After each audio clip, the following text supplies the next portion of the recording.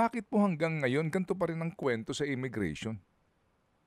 Yes, parang sa totoo lang very frustrating and tiring na itong mga ganitong storya na paulit-ulit nangyayari sa hanay natin at na kumbaga lahat ng efforts ng immigration ay nababaliktad because of this handful of erring immigration officers. So siguro isa sa mga malaking bagay is yung makasuhan sila at makulong.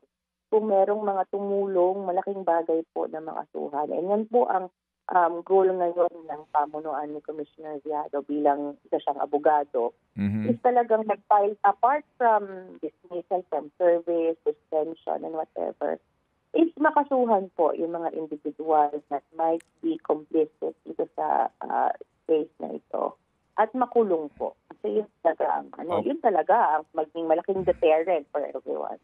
Makulong.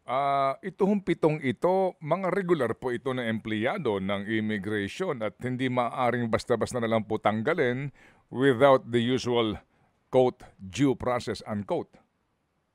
Yes, pero nag-commit naman po ang Department of Justice to expedite the case against them. Ito ngayon relieved na from their post habang nag-initiate na po tayo ng case against them. Opo. Ito hong pito na ito, anong profile nito? Gaano na ito katagal na mga immigration officers? Actually, Manong Ted, mga bagong immigration officers to. Parang just a few years pa lang. 2-3 years pa lang po ng mga immigration officers. Itong mga pito na iniimbestigahan natin. Yun hong mga supervisor nito, ano pong say naman? Ba't ho nangyari ito?